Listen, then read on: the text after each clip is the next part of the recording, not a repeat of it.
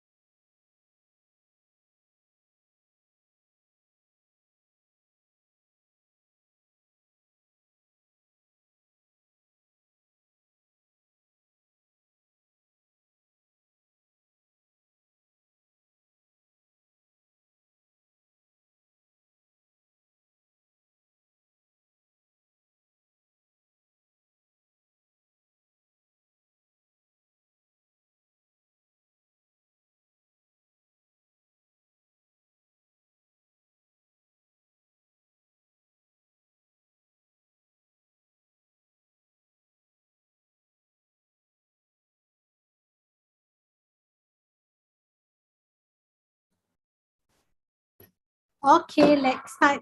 Okay, apa khabar semua?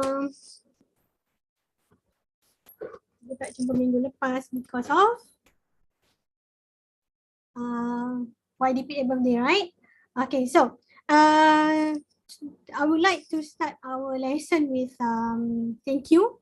If you already submit your NSS Japan, if you not yet done it, please do it after this by contact me because I need to know who actually not submit yet. If you already submit, thank you so much. And that one is 30% from your assignment. So we have another 20% is coming out, which is magazine. Next week, we're going to have the maklum balas or feedback for your analysis Japan. Okay, so during this feedback session, what we're going to do is we're going to discuss about your marks and comment that I have for your assignment. If you don't agree with what I give to you and your group members wanted to redo based on my comment, you can do that. Okay. So that is very important for you and also your group members to come in and then we will discuss what is the things that you need to focus on. Okay, let me try to do again. I will give the time slot for each group, not each group, you need to choose by your own which time slot that you wanted to do. We're going to do in class period. Then easy for you to come in, and then after that you can continue with discussion with your teams, how you going to improve your assignment. If your group don't want to redo, also can, no problem. I will take the final marks that I give to you and to your group as a final marks for my marks. Okay, mana cakap ni? Okay, so you know where is your final exam? Will you check? Okay, your final exam is going to be on 3rd of July 2022. 3rd July 2022. So we're going to open the link from 8 AM, 8 pagi hingga 8 malam to 8 PM. So you have 12 hours to complete your final exam. Okay, your final exam is going to be online, not hybrid or not in campus, but it's going to be online. So very important for you to able to go into your times during the final exam week, so you don't have any distraction for your final assessment. Okay, for your final exam, if you remember, we did inform, and I did inform to you, and based on your understanding, we have 2 parts. Okay, we have bahagian A and also we have bahagian B. Okay, for bahagian A, we have MCQ 30 question. Okay, and for bahagian B, we have 3 question. Correct? If you remember, I also did include in the information of your guideline for assessment. Okay, the 3 question here, we divide to question 1. Soalan 1. Soalan 1 ialah pemahaman. Okay, pemahaman ni soalan apa? Pemahaman ni ialah soalan based on the text, comprehension. Okay, we will give you a text, so you need to answer based on the text. So we're going to discuss about what kind of text that will include in your final exam, and we're going to do some exercise as well in times, and I will give you a tips how to answer the question 1. Okay, question 2 is isi tempat kosong. Okay, apa itu isi tempat kosong? Isi tempat kosong ni fill in the blank. We have 10 question. Okay, fill in the blank ni, if you remember, we did do one exercise during kata kerja, kata nama tu, and then we need to fill up one article with the correct word, kan? Jadi sama juga for this. We have question, 10 question for question 2, isi tempat kosong, which is the answer is already there. For example, that we have answer here, kereta. Yang rumah. We have basikal. Okay, basikal.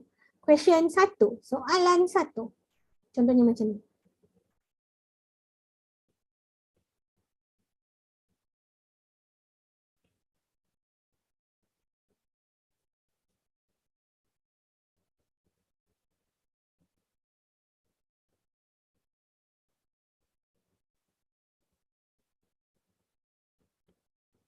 Soalan 2.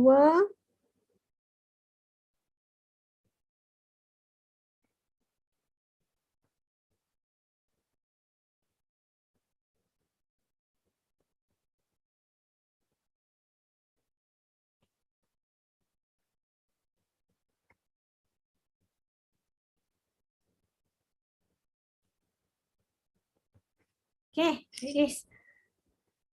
Okay, abang memandu dash yang baru dibelinya bulan lepas. Okay, okay, abang just bought a new.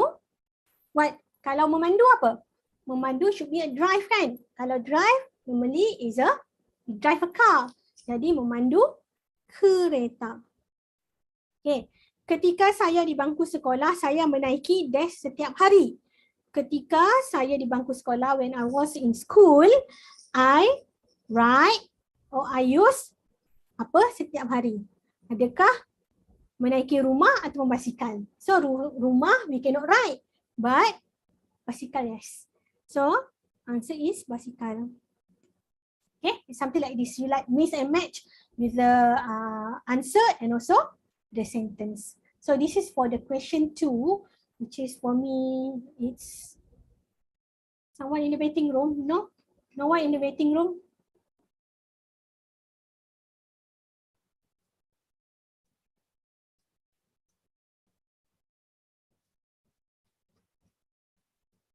Okay, because I opened the participant list here, but so far nobody in the waiting room. But thank you so much for alert me. Okay. Ini soalan yang kedua. Soalan yang ketiga. Okay, now yes. Okay, soalan yang ketiga ialah bina ayat. Okay, bina ayat. Kalau for your analysis Japan, it's more on you need to find the correct sentence, right? Based on pola ayat dasar, or jenis ayat, or bentuk ayat. Okay, tetapi untuk bina ayat, it's more that you need to, okay, you need to create the sentence. Okay, when you create the sentence, you can create based on the pola ayat dasar that we learn. Okay, pola ayat dasar in bahasa Melayu. Kita ada FN tambah FN. FN tambah FA. FN tambah FK. FN tambah FSN. Kan? Kita ada 4 jenis pola ayat dasar. Dan untuk bina ayat, they will give you a sentence. For example, the sentence is about what? Belajar. Okay, the sentence is belajar. So, you need to write a sentence based on belajar. You can say like, saya belajar selama 2 jam sehari pada waktu malam. Okay, saya belajar selama 2 jam sehari pada waktu malam. Okay, please avoid to search in Google. Okay, because when you search in Google, you end up will have the same thing, the same question, the same answer with your friends. Okay, dekat bahagian ni ramai sangat yang akan ada the same answer with your friends. End up, you will not get the full mark unless I will cut the marks. Even though that, for example, like Eden already got 2 marks. But when I mark for Kai, the sentence is same. Okay, and then I will cut the marks for both. And then the next person also, the answer is same, because when you search in YouTube, sorry, not YouTube, when you search in Google, normally it will come with the outcome of the search is similar. Okay, so that's what happened. So please try to avoid use sentence in our search engine. That ya. Okay, next. Any question for this? Are you clear for the final exam? Okay, for the bahagian A, MCQ is almost the same with what you have for your midterm. Okay, so if you can see, actually for penulisan, the tajuk that I didn't tahu. Penulisan teks, okay, lisan dan juga tulisan. This is 2 topics that you don't need to to focus on because it will not include in your final exam. So in week 14, we will have a short class, and then I will inform you what is the topic that you need to focus on. Okay, because this is some topics that we didn't include in the final exam, and for me, I don't think that I want you to focus on that topic.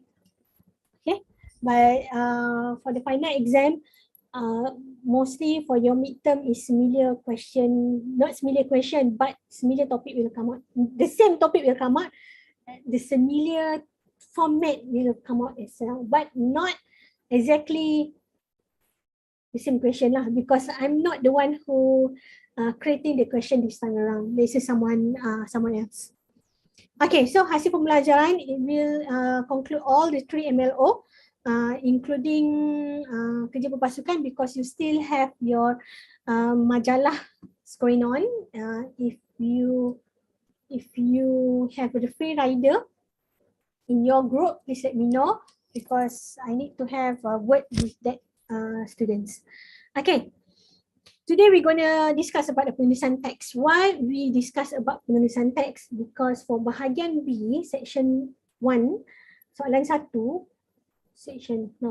question 1, soalan 1, you will have a question on pemahaman, comprehension question, which is based on the text that you need to read, and you will have a question, you need to answer the question based on the text. So penulisan teks dalam bahasa Melayu is similar to English as well.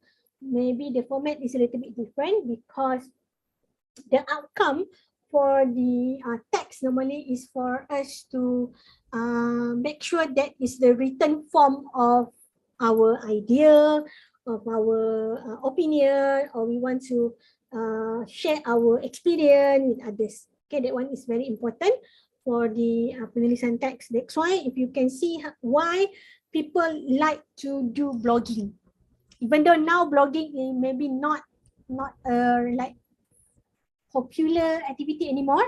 Maybe people would like to put in Facebook or in Twitter. Maybe they like something like this, like that. Okay, so you can choose any medium that you want to do to write up. It's either you want to do in Twitter, or you want to do in Facebook, or you want to do in IG. Also can, no issue at all for that. Okay. Okay. The example of penulisan teks that we have, such as we have announcement, we have news, we have briefing, we have report, speech, and also meeting minutes.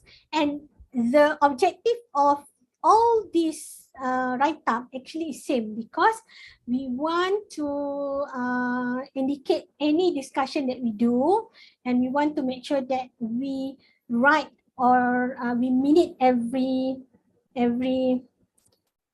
things that important for us to refer later on. So that's why when you have a meeting, normally we gonna have a meeting minutes. Okay, because later on we're gonna do like we revisit the mini meetings. Either there is some action item that we didn't address yet. Okay, what is karangan? Apa itu karangan? Karangan dalam bahasa Inggeris is known as essay. So essay is either you can have the official essay or the format essay, or you want to have the like unformatted essay. Okay, but the outcome or the objective for this kind of essay is different. So for example, that you write essay about like informative essay for like share your experience. Okay, can, no problem, because in the sharing experience is good and it will benefit to others, kan? Jadi karangan ni sebenarnya membantu orang untuk mereka menjadikan sebagai rujukan. Sebab tu kadang-kadang jadi karangan-karangan kita from the blog, sometimes people will put everything together and they will come out and they will write a book. Travelog, for example, like maybe you like to travel and you know how to travel like in a safe saving cost, maybe to Korea or maybe to China, or you want to go to Russia, you want to go to what else, Iran ke mana-mana ke, and then you do a travelog. Okay, maybe you start with the blog first. or you start with the write-up in Facebook. And after that, you write a book. Also can, that kind of process of write-up can be. Okay, jadi bila kita menulis, what the important information that you need to focus on? The first one is pemilihan tajuk, because from the title, we can know what actually you discuss about. For example, dari tajuk tu, anda buat tentang travelogue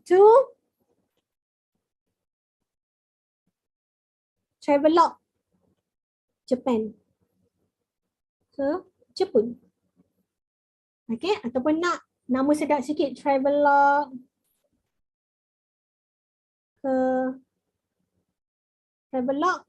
ke negara matahari terbit.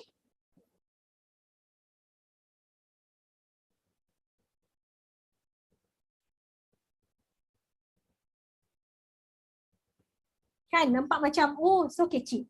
Travelogue negara matahari terbit. So you went to Japan and you write your own journal and you can make it as a travelogue.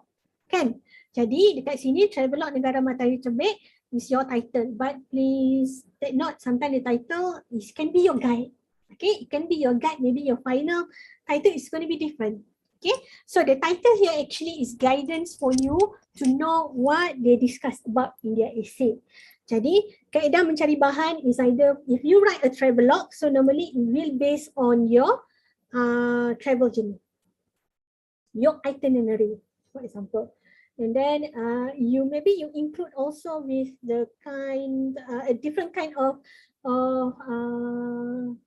reference, for example, like other travelogue, or you refer to the website, the Japanese website ke, Malaysia website ke, apa-apa saja yang sesuai untuk memberi panduan kepada orang lain. Okay, guideline kepada orang lain. Because when you write a travelogue, normally you will guide everybody else to go to Japan. Okay, kerangka dan struktur karangan. So you need to know what you're going to write in your first chapter, second chapter, and also third chapter, and so on.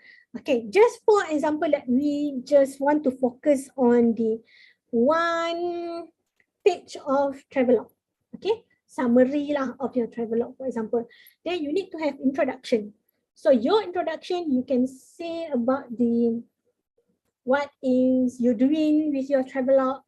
Maybe you say travelogue ini akan bercerita tentang cara-cara menjelajah negara Jepun. Okay, for example. So in your introduction, normally what you need to do is you need to introduce people with what is your essay is about. Okay, that one is the introduction. That's why when you write your Japan, I did mention that for your Japan, you need to mention about the meaning of Japan and the author background, because I might not remember which author that you want to discuss about. So you discuss about author A, for example. So A doing this, doing that, won this, won that, and award, kan? Jadi that one you put in your introduction. Then in your AEC, you can write, this is our travelogue, okay? Maybe you can write about the cost.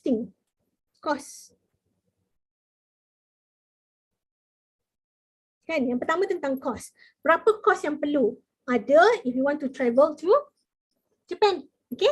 Cost yang terlibat. Kemudian mungkin tempat penginapan.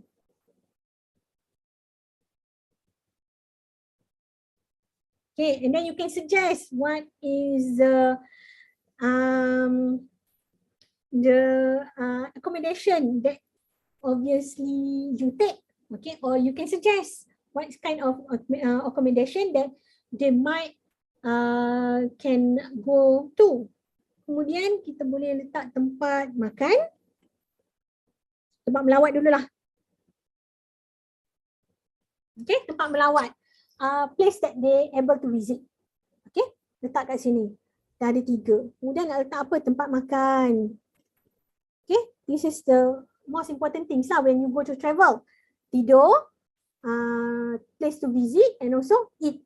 Kan, benda yang penting. Jadi, you cover all this. Cost, tempat penginap, tempat melawat, dan juga tempat makan. Or maybe you want to include also tempat berkaitan dengan apa? Pengangkutan. transportation. Okay, so this is your EC. When you write about cost, then what the things that you need to explain? Maybe you will say about the cheap cost, murah. Okay, your tips and how to saving, simpan, duit. Okay, maybe you want to write about that. So in your sentence, you cover about all of this. Okay, in the one paragraph. And then the second paragraph, tempat penginapan. And then you write about the tempat penginapan based on your experience. Okay, penutup. Then in the conclusion, you may conclude all of this. Maybe you said, this is my experience when I travel to Japan. And if you think this will help you to make your own itinerary, or you wanted to do for your reference, you may do so. I'm sure it will help you, kan? Letaklah macam tu dekat bahagian conclusion, which is what is your harapan? Apakah your hope for audience who read your write-up? Itu sangat penting. Okay, ini semua apa yang anda letak. Apa yang anda buat bila letak ataupun kita nak tulis tentang travelog negara matahari terbit. Okay. Ciri-ciri penulisan teks. When we write a text, normally kita akan tulis apa saja yang tersimpan dalam minda kita. Apa yang kita faham, apa yang kita nak tulis, kita akan letak dalam ni. Jadi, cara-cara penulisan yang baik, yang pertama sekali kita mesti ikut fakta. Fakta yang kita ada. Jadi fakta kita ada kat sini isi lah. Jadi isi kita semua dah ada. But our point is based on facts. Our experience based on facts, because this is what we experience. There's nothing that we actually made up from. We actually write based on our experience. So this is the facts. You also can include the facts that you get from your reference pun boleh. Okay. Gaya dan laras. Mana gaya penulisan anda, you need to make sure that people are interested. Sana sebut. Okay. Interested to go to Japan, for example, because when you write this kind of travelog, normally it will become as a guidance to others, panduan kepada orang ramai. Jadi gaya bahasa anda kena menarik. Bila you write about the travelog, jadi gaya bahasa anda lebih kepada gaya bahasa yang santai. Tak perlulah nak buat gaya bahasa akademik. Okay, gaya bahasa akademik ni macam mana? The way that you write your essay. Kan? Menurut siapa-siapa or according to this, no need lah. Then you write something like this, the more warm sign, guna gaya bahasa ataupun kata ganti bahasa yang sesuai, seperti macam seperti saya, kamu, aku, engkau, something like that. So it's actually more convenient to others as well.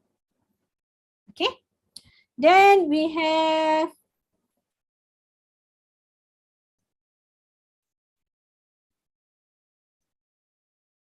wait, there's something to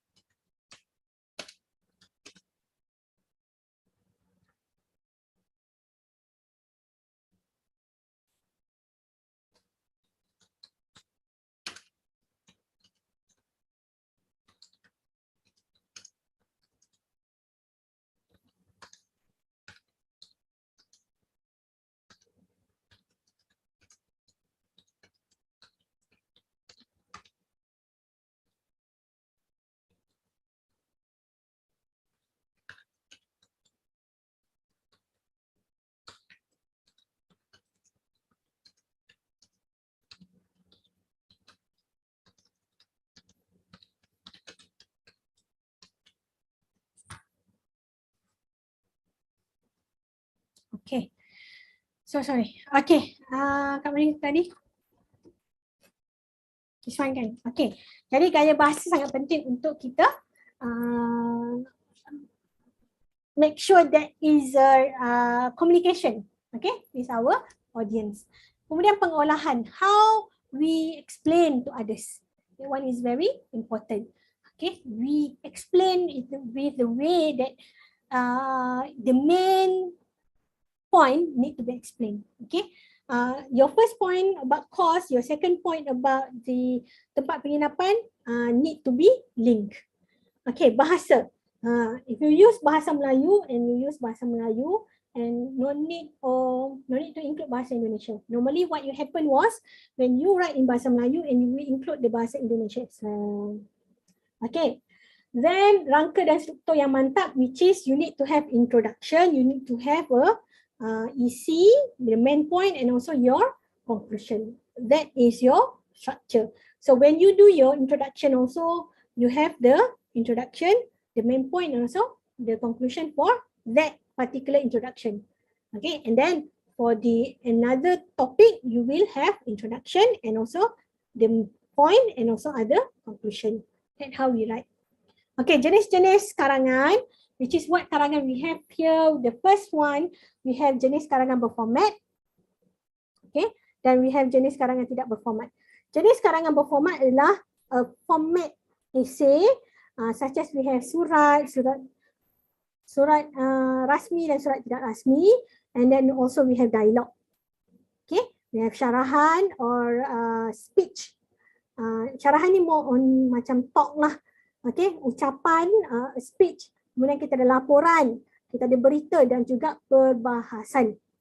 Okay, ini semua kena ada format-format tertentu. But normally for your section B, soalan 1, it will have surat kiriman tidak rasmi, surat kiriman rasmi, or sometimes is a ucapan or berita.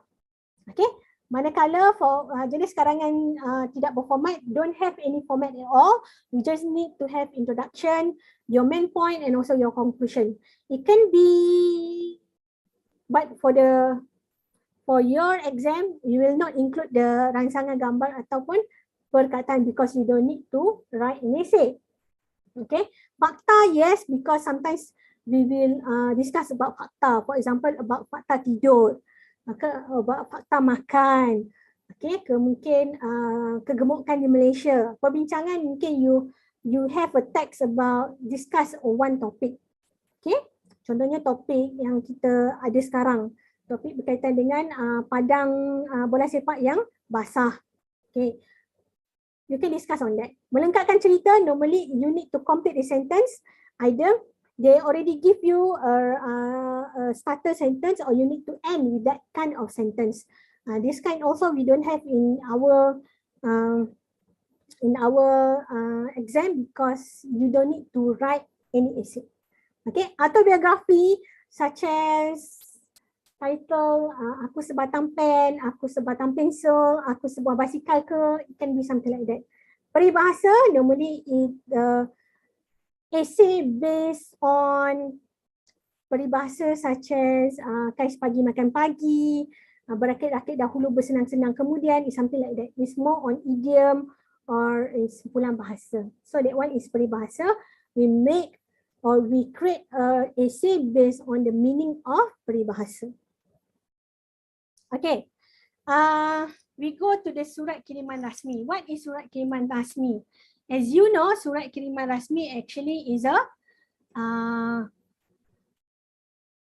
official letter. Okay, and this official letter is very important for you to learn. It's either in English or in Bahasa Melayu because later on, what you're going to do is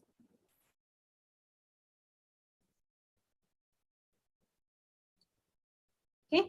Because what we're going to do is when you have your own like team or organization or you have your own what you call it, business, for example. Okay, so what you can do is you take this format and you can write a letter. Okay, it's either you want to have like application letter, you want to write the request letter or complaint letter. So this is something that you can you can follow. Okay, so this is the official letter. So the official letter that you see right now may be a little bit different from the old one. Okay, because no, the new one. This is the old or the standard official letter and the format that we have, which is kita ada nama pengirim dulu here, sender details. Kita ada organisation dan kita ada dekat sini juga kita ada alamat. Jadi letak, kemudian di bawah alamat sender ni kita ada garis panjang. Garis panjang ni as a separator for you as a sender and also the information for the receiver. So the receiver here is Puan Pengetua. If you don't know either this person or that person is a male or female, you can use Tuan or Puan. Okay, this one is the cara selamat lah. If you know the gender or you know the title, then you can continue. Kemudian kita ada alamat dan kita ada tarikh here.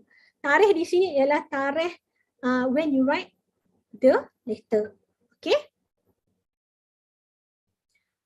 Kemudian salutasi here also you can use puan-puan if you know the gender is good. Kemudian di sini perkara.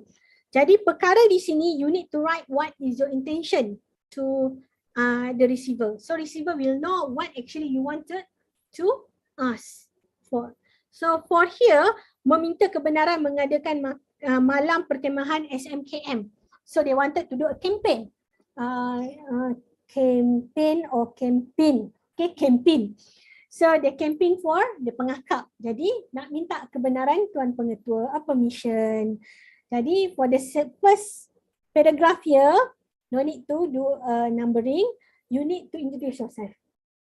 After you introduce yourself, you need to inform what is your intention to write a letter. Okay. The second sentence here or the second paragraph is about your activity. What activity you want to do and when you want to do. So you include in the second paragraph. And the third paragraph also, you can inform here what you want from your headmistress or headmister. Such as you want them to give a speech, okay? Initiate the opening remarks, for example, or the close remarks. So you can inform to them. Okay, so the last one here is where you put your hope. Okay, for example, like you hope them or you hope your headmistress or your headmister to come in, and then you put here. If you put the request letter, so the hope center need to be here. Okay, and to be polite, you also need to say thank you or terima kasih for like advance terima kasih or advance thank you for that person in the letter. Okay, then continue with the pengakuan here to indicate what is your title, your sign, your signature, and also your destination. So you can put here. So you can see here, when you write down the surat rasmi, everything is on this side, except for tarikh. It's different from the surat tidak rasmi. For the surat tidak rasmi, everything is going to be this side. Okay, so surat tidak rasmi is more on the right and surat rasmi is more on the left.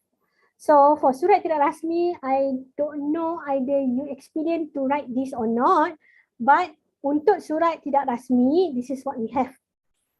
Okay, untuk surat tidak rasmi, apa yang kita ada di sini ialah pendahuluan, alamat pengirim, your details and also tarikh when you write the letter. And then this is introduction and you need to, biasanya untuk surat kiriman tidak rasmi is for your relative, for your families, your friends who long friends or distant friends, right? And for friends. Jadi untuk surat tidak rasmi we cannot use for the official letter. Okay, kemudian salutasi here, We can use saudara-saudari, or you can use word like nenda for your family, ayahanda, kemudian bonda, kekanda, something like that. Okay. Then kita letaklah what is your intention, point 1, point 2. Okay, you can put here. And then penutup, the conclusion, what is your hoping? Maybe you hope that your friends or your relative will reply your letter. And kita letak kat sini juga tanda tangan. Okay, signature. Your signature tak yang benar, your signature and also your name. Ini adalah surat tidak rasmi. I don't think that you did this nowadays. Different kan? Okay. Kemudian kita ada perbandingan surat rasmi dan juga tidak rasmi. Surat rasmi is based on the more to official matters. Surat tidak rasmi on personal. Kemudian ditulis kepada pegawai-pegawai kerajaan ataupun swasta. Okay. Someone who hold the position, for example. And surat tidak rasmi lebih kepada sahabat handai, or parents, or siblings, families and all relative.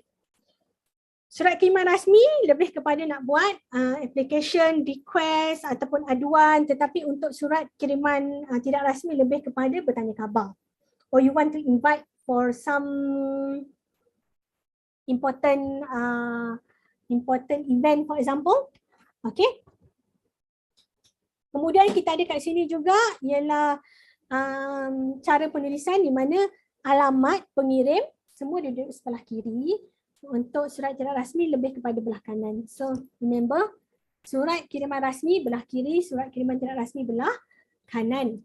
Kemudian kita ada pengakuan dan juga tanda tangan, your signature and designation untuk surat rasmi belah kiri, untuk surat kiriman tidak rasmi belah kanan. So this is the difference between surat kiriman rasmi and also tidak rasmi.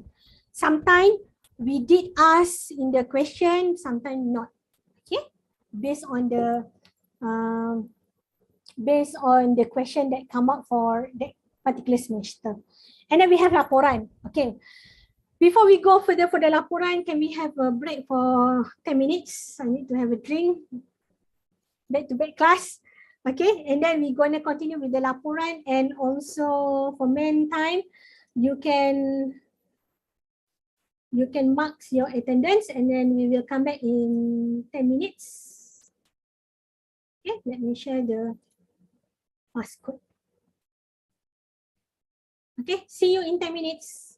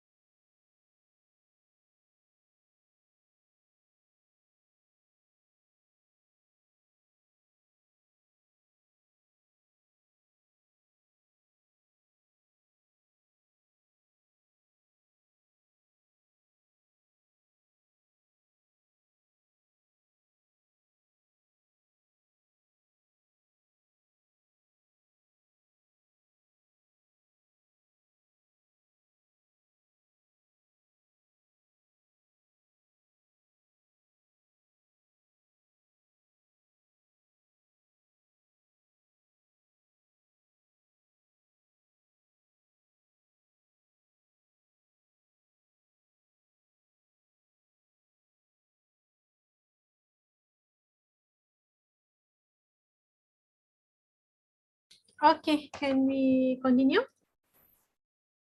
Okay, so laporan. Apa itu laporan? Laporan ataupun report, it can be in the various form. Okay, jadi definisi laporan ialah dokumen bertulis. Okay, anything about laporan you can do. Either you want to do in simplified report or you want to do in the details report. So based on what type of report that you want to do. Is either you want to do laporan tahunan, you want to do laporan mesyuarat, laporan akhbar or laporan kajian. Laporan kajian is something like you do for your administration pen. Okay. Maybe you want to do simplify report.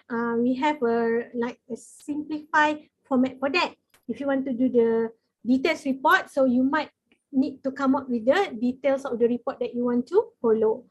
Jadi tujuan laporan ini dibuat adalah untuk menyampaikan maklumat. So how you want to deliver your report, deliver your information is based on report. So that's why sometimes you need to find an annual report. You need to find a meeting report for you to know what is the action that you can take from that previous report. Okay, nak cari masalah ke, nak cari masalah, nak cari isu ke, you can go to the report. Okay, your own personal development pun macam KPI pun can be based on the report. Okay. Jadi ciri-ciri gaya bahasa biasanya kita gunalah gaya bahasa yang sesuai untuk report. Okay, we cannot use laras bahasa sastra, but you need to use laras bahasa akademik or laras bahasa biasa based on the report that you want to come up. Ciri-ciri, you need to have a title, you need to have introduction. Later I will show you how to simplify your the format of simplified format for your report. Okay. Senarai kandungan based on the report that you want to do. If you want to report about the annual report, so senarai isi kandungan tu penting. Kalau tak, you might skip this one and you go to the isi, perbincangan, cadangan, lampiran if needed, and also rujukan if needed as well. So this is the report, the simplified report that you can do. Kat sini kita ada laporan sukan. Laporan sukan tahunan sekolah. Jadi kita letaklah tarikh, masa, tempat, anytime that to refer to that kind of report. Kalau nak buat report tentang mesyuarat pun boleh juga, make it simplified. Okay. Kemudian tujuan, what is your objective, what is your outcome untuk aktiviti tersebut. Contohnya kita buat salah satu lah. Laporan sukan tahunan sekolah. Then you as a teacher, you actually need to come up with the report. So tarikh, masa, tempat ni you need to write when the activity was held, masa dia dan juga tempat. Tujuan, what is the objective from your activity. Contohnya macam memastikan pelajar mempunyai kata apa? Kesihatan yang baik kan. Aktiviti apa yang anda buat? Mungkin lompat tali, lari berganti-ganti, anything that we refer to the aktiviti dalam sukan tahunan sekolah. Penutup di mana how you end the activity. Okay, maybe you can mention that activity di sukan sekolah ditutupi oleh aktiviti penyampaian hadiah. Okay. Kemudian disediakan oleh tanda tangan, nama anda dan juga destination dan tarikh dekat sini. Ini adalah laporan contoh yang biasa. If you need to do, for example, that laporan discussion ataupun laporan mesyuarat ataupun penyumpaan tugasan anda, kan? Anda report when you held the meeting, time and also place, and then what is your objective of that meeting, and then in the meeting also you need to report who is actually absent and also present during the meeting, and then what actually you discuss about, and penutup, what is the action that you need to be done for the next meetup. Itu adalah laporan-laporan ringkas yang maybe you can do when you end your meeting. Jadi seorang mungkin kena buatlah minggu ni yang buat laporan minit, kemudian minggu depan orang lain, mungkin minggu depan orang lain. Okay, just to make sure that you address all the matters that you need to address before the next meetup. Itu adalah laporan. Kemudian yang terakhir kita ada karangan tidak berformat. Untuk karangan tidak berformat, biasanya untuk karangan-karangan yang macam fakta, share experience, kerana karangan ini tidak memerlukan format-format tertentu. You just need to have your introduction, you also need to have your main point and also conclusion. Jadi untuk karangan tidak berformat, apa sahaja boleh diletakkan dalam ni. Jadi karangan tidak berformat, kita mungkin banyak ditanya dalam bahagian B section 2. Okay, nanti kita tengok bagaimana soalan B section 2. Saya share skrin saya satu lagi.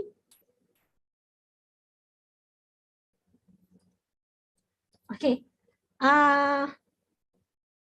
Okay, untuk soalan B section 2, kalau anda tengok di bahagian komunikasi bertulis, penulisan teks ni, kat bahagian bawah ni ada nota kita, ada contoh-contoh bahan pembelajaran kan. Kemudian kat sini ada latihan pengukuhan teks pemahaman. So, what you need to do is, later on, kejap lagi saya bagi masa sekejap, you need to read these sentences. Sentences ni is article, and then you need to answer based on the article. Okay, jadi ini apa yang macam similar to your final exam format. Okay, very similar. It's either you will have the laporan ke, artikel ke, based on what gonna come up for that particular semester. Okay, jadi sebab itulah mungkin akan keluar tentang surat rasmi, akan keluar tentang karangan berfakta ataupun laporan based on what we going to ask lah for that particular semester.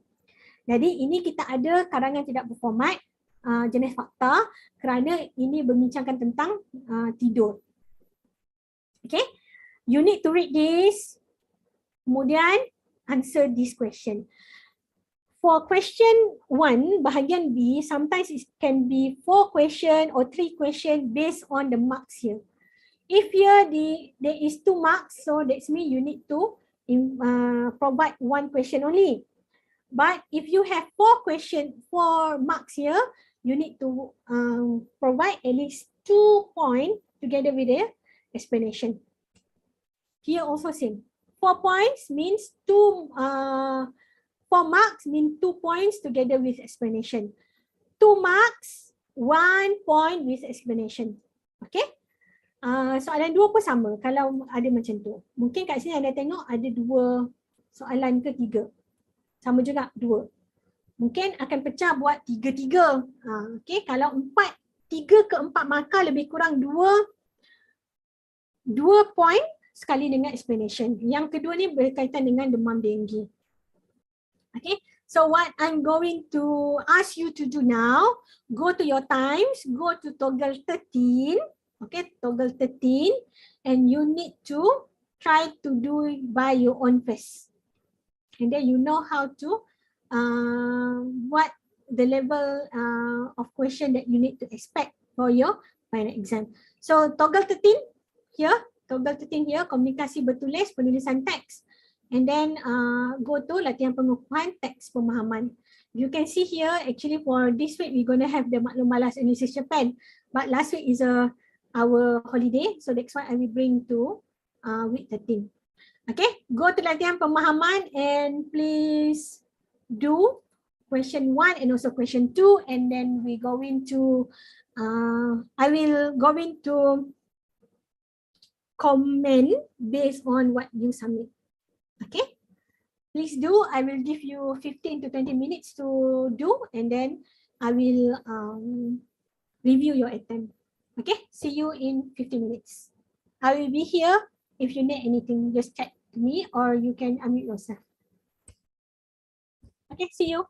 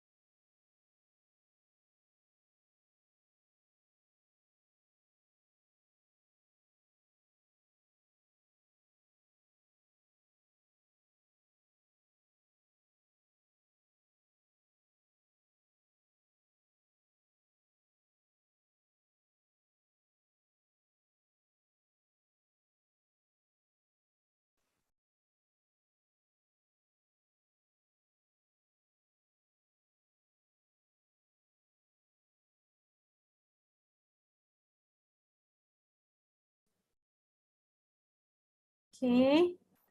I didn't receive your submission yet.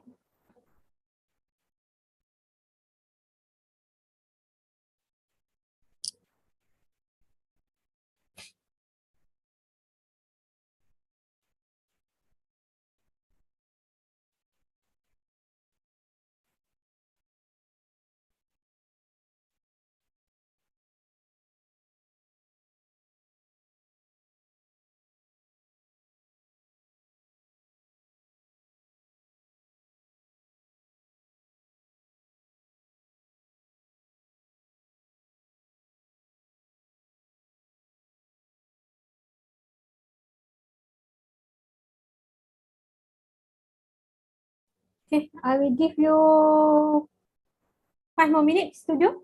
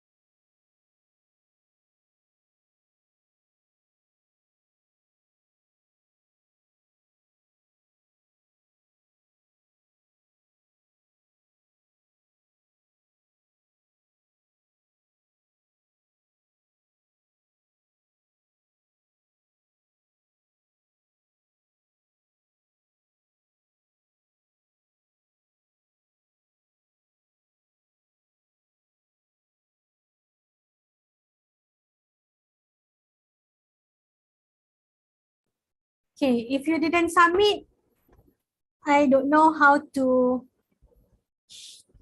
discuss with you because obviously you need to submit to discuss. I don't want to use any other students' work for that.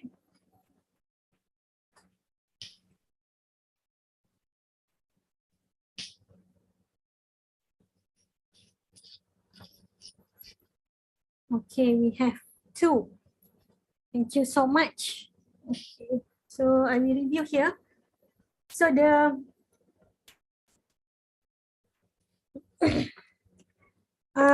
this is for our to learn how to answer the question. So the first one here we have the articles. Jadi artikel ni berkaitan dengan tidur. Jadi kalau berkaitan dengan tidur, sudah pastilah ada sesuatu informasi ataupun maklumat tentang waktu tidur, kemudian tentang apa cara-cara untuk tidur dengan cepat. Okay? Jadi anda telah baca artikel ni dan pergi ke bawah. Okay. Soalan ni 2 markah. Berikan makna rangkai kata berbeza-beza mengikut gen. Maksudnya hal ini tidak ada jawapan yang betul, perlu berdasarkan situasi masing-masing. Okay. Rangkai kata, the frasa berbeza-beza mengikut gen ni, kalau kita tengok dalam ni. Okay. Kalau kita tengok dalam ni, keperluan tempoh masa tidur individu berbeza-beza mengikut gen, mekanisme badan, umur dan jantina. Jadi dia bincang tentang tempoh masa, the duration of sleeping is different between one to another based on your genetic, gen, dalam bahasa Inggeris pun gen, it can be for genetic, mekanisme badan, our own body, our age and also our gender. Okay, jadi berbeza-beza mengikut generasi ni, you can interpret as 2. The first one is either difference based on generasi because the older generation may need to sleep longer compared to the new generation because the new generation maybe just need to sleep 3 to 4 hours, but maybe my generation need to sleep around 6 to 8 hours. Okay, that one. And another one that you can interpret berbeza-beza mengikut generasi is about our own genetic. Okay, so maybe my genetic, I need to sleep more than 6 to 8 hours. Maybe your genetic need to sleep 10 to 12 hours. We don't know. Okay, so that's the meaning of berbeza-beza mengikut generasi. It can be 2 meaning based on that sentence. Okay, so how you can write down? You can write something like this. Makna rangkai kata berbeza-beza mengikut generasi. I don't know either you can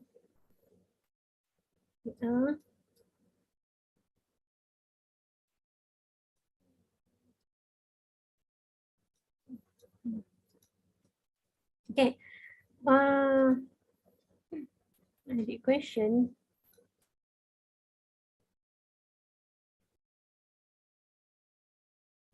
Okay. Jadi dekat sini anda boleh tulis makna rangkai kata berbeza-beza mengikut generasi. Write again this sentence, okay, ialah berbeza mengikut genetik badan ataupun berbeza mengikut generasi. So if you write down in the complete sentence, okay, you can get 1.5 to 2 marks. Okay, salin balik, copy makna rangkai kata berbeza-beza mengikut generasi, then followed by your information. No, your understanding of berbeza-beza mengikut generasi. So either based on your genetic or based on your generation. Itu satu. Second one here. Okay, please don't write something like this. Okay, in bullet or in numbering. No, because this one is comprehension. So you need to write in the paragraph. Jadi, apakah langkah-langkah yang boleh dilakukan untuk mendapatkan tempoh masa tidur yang cukup? Okay, jadi you need to copy this. Langkah-langkah yang boleh dilakukan untuk mendapatkan tempoh masa tidur yang cukup ialah, okay, dia jawab kat sini, membatasi waktu tidur pada siang hari agar tidur sebelah malam tidak terganggu. Okay, correct. Jadi, Do it or write in a full sentence. Masa tidur yang cukup ialah membatasi waktu tidur pada waktu siang agar tidur pada waktu sebelah malam tidak terganggu. Titik. Full stop. Because this is your first point. So your second point is, you put like this. Langkah yang kedua ialah mewujudkan suasana tidur yang nyaman. Hal ini kerana bilik tidur yang nyaman dapat membolehkan kita berehat dan bertenang. Full stop. Okay, you have your point and you need to write your explanation. You need to elaborate a little bit. Okay, write in the full sentence. Don't write something like this. If you write something like this, it's not the outcome of the comprehension question. Jadi, if like this, I will give you around 2 points because you didn't write in the full sentence. So please make sure that you write in the full sentence. So if you write in the full sentence, you can get around 3.5. If you don't have any spelling mistake and all, you maybe got like 4 to 3.75. Okay. Okay, next. Pada pendapat anda, apakah kesannya jika kita kurang tidur? For marks, if you write like this, kita akan mengalami kesukaran untuk fokus semasa belajar. I might give you 0.5 only. Why? Because this question is 4 marks. So when you see the question is 3 to 4 marks, that means you need to have at least 2 points and 2 explanation. Jadi anda tulis macam ni. Pada pendapat saya, kesan jika kita kurang tidur ialah yang pertama, mengalami kesukaran untuk fokus semasa belajar. Hal ini kerana, okay, why? What is the impact? Kenapa kita kurang tidur and we not able to focus? Then you write down here, kerana otak kita tidak dapat rehat yang cukup because our brain don't have any enough, don't get any enough rest. Okay, itu satu. Okay, kesan yang kedua ialah apa? Makan. Okay, makan yang berlebihan. Sekejap ya.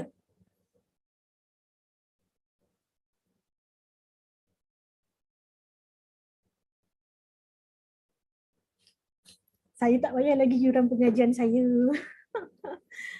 Still pending for the payment. Okay. Jadi kita akan mengalami kesukaran untuk fokus belajar. Okay, yang second tadi kita kata apa? Okay, mungkin kuat makan. We intend to eat more kan? Jadi letak kat situ.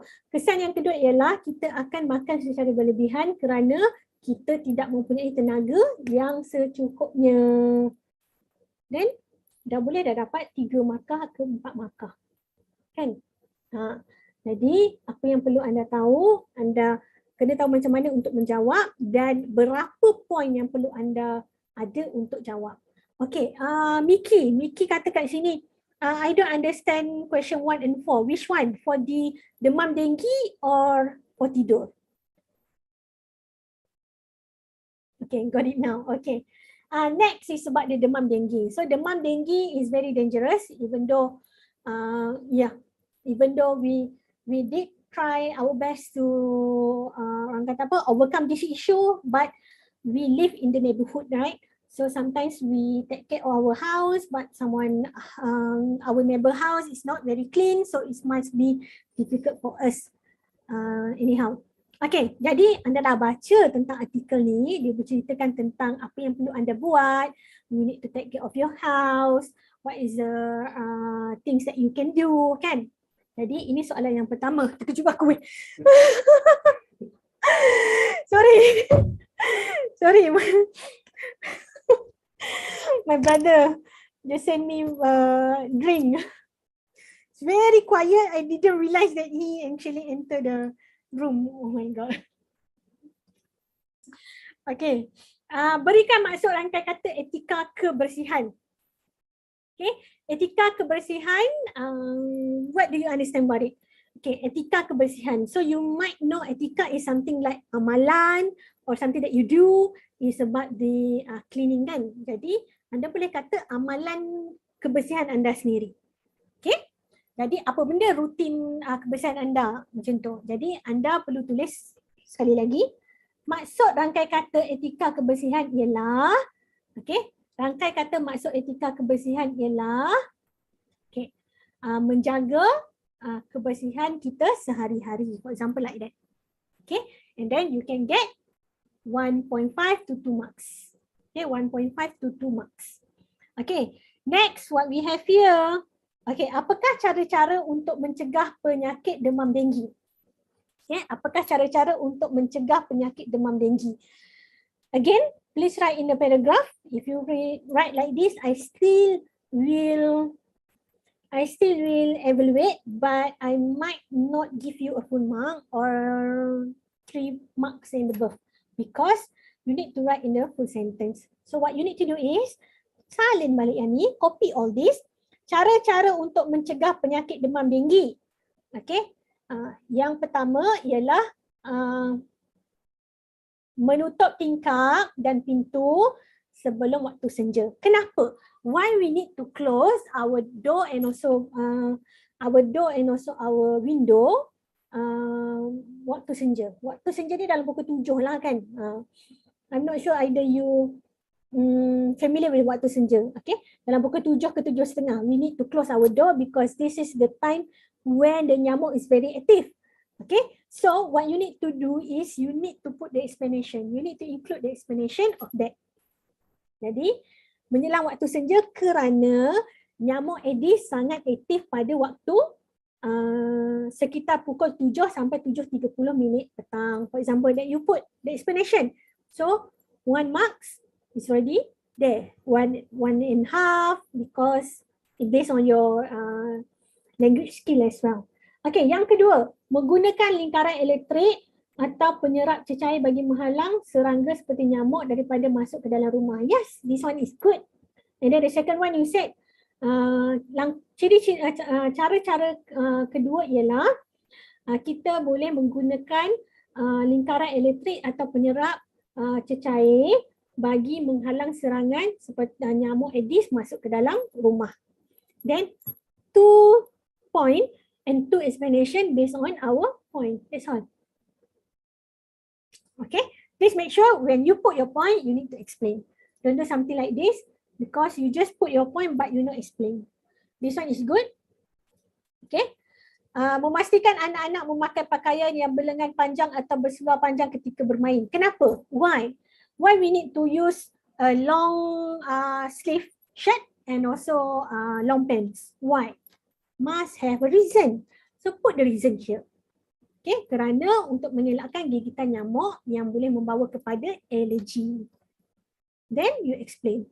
So you choose lah 1 or 2, 1, 2, 3, which one that you think is very suitable for your answer. And the last but not least here is about, pada pendapat anda, from your opinion, for your opinion, apakah usaha yang boleh dilakukan untuk mengelakkan demam denggi? So, what is the effort that you can do to avoid the demam denggi? So the first one, okay, first step, you copy the sentence balik. Pada pendapat saya, usaha yang boleh dilakukan untuk mengelakkan demam denggi ialah okay, menghapuskan tempat biakan nyamuk. Okay, kerana nyamuk dapat membiak apabila terdapat tempat yang ada tapungan air. All that actually, all information is already in your general knowledge, kan? You use all this general knowledge and you put in the sentence. If you don't know how to write in the long sentence, you can do in the short sentence. You can just cut your question. Your answer, sorry. Langkah yang kedua ialah, usaha yang kedua ialah tutup pintu dan tingkap sekerap mungkin. Mungkin it's not a good idea. But for me, dia letak kat atas ni.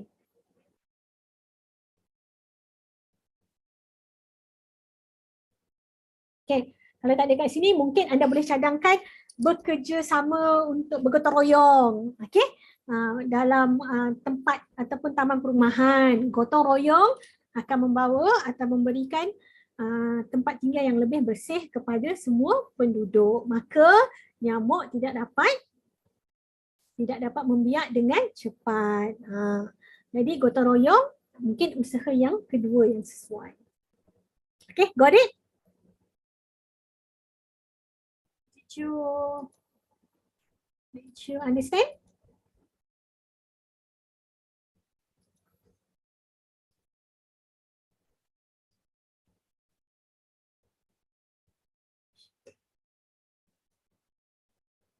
Any question?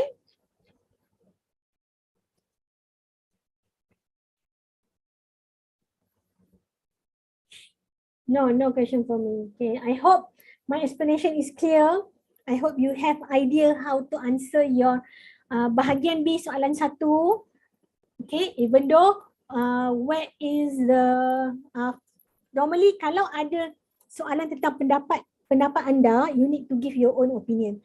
Tetapi kalau soalan-soalan macam ni, apakah cara-cara untuk mencegah penyakit demam denggi? Normally it will be the point is here. Okay, the point is here. You just need to find where is the point. Normally is here is already the point. Contohnya langkah berjaga-jaga sewajarnya diamalkan. Okay, dekat sini. So it discuss about what is the step to take care of our neighborhood. Contohnya sistem pembaritan dan longkang tersumbat. So the first one. Okay, the second one.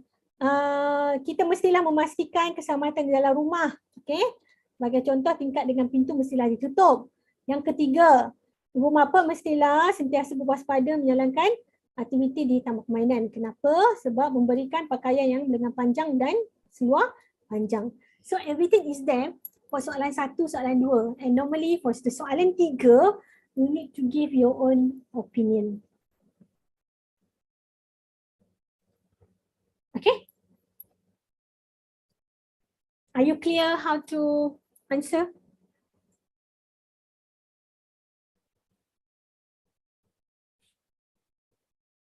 Anytime you can go in and also do some activity inside our times. So I will give mark later so you can know which level are you in. Are you at mana satu yang betul lah. Okay. Jadi untuk section bahagian B, soalan 1, soalan 2, soalan 3 masing-masing ada 10 markah. Okay. And then untuk fill in the blank and also in fill in the blank also bina ayat. So bina ayat already give a tips to you.